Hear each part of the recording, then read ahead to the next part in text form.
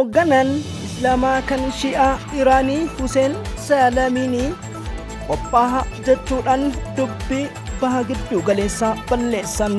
Akkasumas buufanni niwukileerii Raashiyaan dhaamuun hammam dhugaadha. Hizbollaan haleellaa eegalee Gaazaan belbelutti jirti.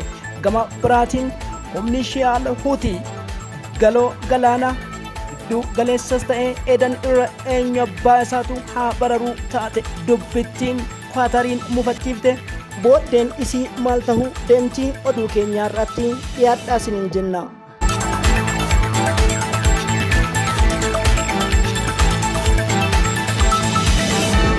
Nageenyi Rabbii guddaa simbiratti haa jiraatu. Kabajamtoota hordoftoota keenya akkuma oolantu nagaya jedha yoo mammaakuu Oromoon. Oduuwwan baha giddu galeessaa guyyaa 54ffaan har'aa kaleessa galgalarraa kaasee misaa'iloota fi ibiddi labobbaa Gaazatti deebuun addunyaa fi Qaatariin mufachiisuun dhagahame. Abdiin waliigaltee dhukaasaa dhaabuu guyyoota 7 shimbirroolleen Gaazaa irraa dhaabbatte. Ammammoo dubbittiin haleellaa Israa'el kaaba Gaazatti goote lammiiwwan duguuggaatti deemuun himame. Lolli cimaan daran eda itti fufee jira.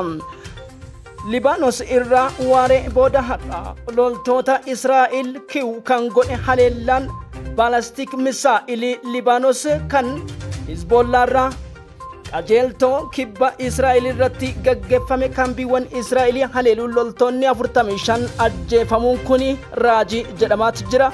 Wiihootaas miidiyaan Hindustaan Taayimtu gabaase.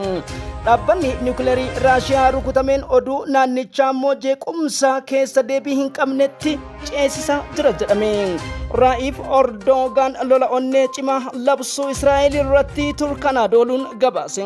Loltoonni Ameerikaa Sooriyaa jiran galaana abidda laboobaa dirqama rukuttaa fudhachuu isaanii Shi'aa Muslim Liibiyaan Iraaqii fi Sooriyaa keessa har'a dubbii cimtuun gadi bahan.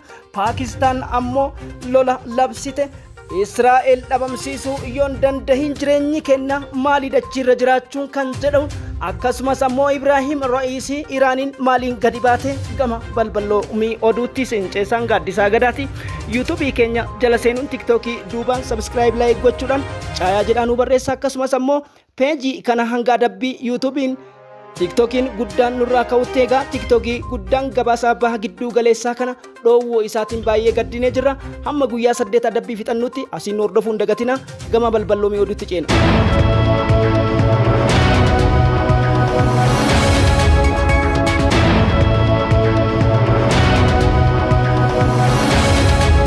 Giddu galeessa baha guyyaa 54ffaa irratti abdii nagayaa osoo jiru kaleessa galgala ibiddi labobbaa sababa West Bankitti hidhattoonni sadeen Hamaas jedhamaniitiin hidhata isaan qaban jedhan lammiilee Israa'eliitii fi poolisii irratti dhukaasanii ajjeesaniif akkasumas koolaa tiktootaa fi namoonni meeshaa tasaa hidhatanii deeman isaan irratti tarkaanfii fudhate jedhameen dubbiin Gaazaa belbela qaanqee hin dhaabne qabsiiste. Yeroo Vladimir Putin pirezidaantiin Raashiyaa Hamaasii galata galchaa jirutti dubbiin kun dhagahame. Akkasumas gabaasa keenya dheengaddaa keessatti Vladimir Putin kanaan booda laboobni tokko miqaanqeen tokko yoo Gaazaa irratti darbatamte Israa'el Biniyaam Niyaataawuu fi akkasumas shariikonni keessan dhabamuu deemtan jedhanii akeekkachiisan yaaddoo guddaa uumaatii jira. Kanumaan wal qabsiisee Gaazaan haleellaa misaayilii fi rookettiif boombii xiyyaara gubbaa keessummeessaa bulte wareegamni uummata Paalestaayinii addaan hin cinneen. Gama biraatiin waliigaltee guyyaa tokkochaa ammas dheeressuudhaaf abdiin qaba jettee abdii addunyaadhaa kan kennite Israa'el dubbittiin kuni dhara ta'uu isheedhaa agarsiiste jechuun Muummichi ministeera Qaatarii gama ministeera dantaalaatiin ibsa baaseen gaddu hime. Haa ta'uu malee Masrii dabalateetiin isin fakkaattota diina kiyyaati jechuun Benjaamin Niyaataahuu ni ibsa. Israa'el of Times irratti baaseenii addunyaa hedduu gaddisiise. Ameerikaan yaaddoo keessa seente. Sababa ijibbaata meeshaawwan ammayyaa galoo galaanaa sababa Taayiwaaniitiin wal qabdee Ameerikaan lola Chaayinaadhaan walitti banuudhaafis deemti jedhameetiin sodaatamaati yeroo jiru kanatti. Akkasumas ammoo hypersonikiin sadarkaa gulantaa dhaabbata ittisa meeshaawwan niikiloorii atoomik boombiidhaan ittifamuu irratti qorannaa yeroo gaggeessaa jirtuu fi sodaa Iraan irraa qabduuf Kooriyaa kaabaa irraa qabdu yeroo kamuu olitti kan dabale Waashingtan Pentaagoon irraa ibsa adda addaa bahaa jirutti Benjaamin Niyaataahuun haara galfii Ameerikaa dhogguun isaaniifuu balaa ta'uun himame.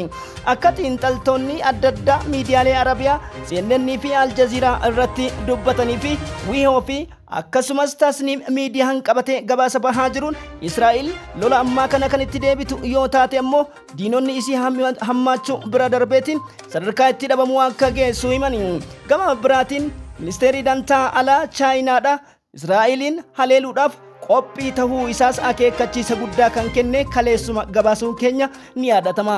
Yeroo jalqabaatiif lola nan eegala kan jette Chaayinaan lammiilee qulqulluu irraa akka of qusattus akeekkachiisaa dhuma Israa'elii kennan. Ganama kana ture sa'aatii 6:20 irratti Libaanos daangaa Hizbollaan jiraatu irraa kibba Israa'elitti kaampiin Israa'el haleelame. Osoo isaan haleellaa raawwatan har'ammoo salphina yeroo jalqabaatiif loltoonni 45 keessatti dhumaniif 16 madahan meeshaawwaniif taankiin itti barbadaa'an baalastik misaayilirra Beirut gudii goote jedhamaatu jira. Maali raajiin kabajamtoota hordoftoota keenya Al-Naasir WIHO fi Telegraaf akkasumas Hindustaan Taayimtu gabaase. Lolli cimaan yaaddoo guddaa uumama jedhameetiin otoo yaadamaatii jiru. Sooriyaa keessatti akkasumas Iraaq lixaa keessatti Muslim Liibiyaan yookiin Shi'aawwan Muslimaa kan deeggartoota Saddam Hussein duraanii turan kaayyoon keenya Iraan wajjin loltoota Ameerikaa akka Afgaanistaanitti salphisnee baasuu kan jedhu haleellaa gurguddoo loltoota Ameerikaadha kiiw godhetu dhagahame. Isaanis egaa misaayilota gurguddaa Cruise misaayiliin haleelan eessaa fidan kan jedhanis Anthony Blinkaniin dubbii olii itti taateen. Loltoonni Ameerikaa kaleessa 24tu ajjeefame jedhamaati jira. United States of American tibba darbe Damaskoo haleeluuf Israa'el wajjin walii galtus xiyyaaronni isii qilleensa irratti Vladimir Putin barbadaa'uun dhagahame. Tayyip Erdogan akkuma beekamu Istanbul irraa oduun addaa dhagahamte. Turkanaa doluun akka gabaasetti Erdogan kallattiidhaan lolatti seenuudhaaf waamicha dhiheesse kan jedhu miidiyaalee wal harkaa fuudhanii gabaasaatii jiru.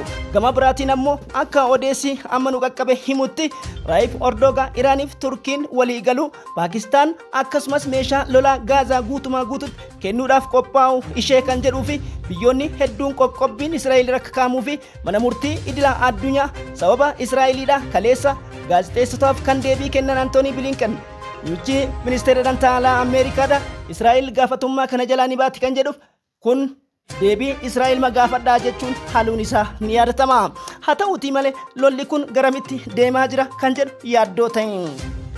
Oduun addaa kan dhagahame immoo Raashiyaa keessatti dhaabbanni niikuleerii Raashiyaa rukutameera kan jedhu oduun addaa baateetiin jeeqama guddoo Mooskoo keessatti uumamu dhagahame. Niikuleerii qabnuun gadi baanee addunyaa Ameerikaa deeggartuun dabarbadeessinaan warra dhihaa hirriba dhoggeedhani. Miidiyaaleen addunyaa hedduun isaanii wal harkaa fuudhanii gabaasaatii jiru. Maaltu ta'e?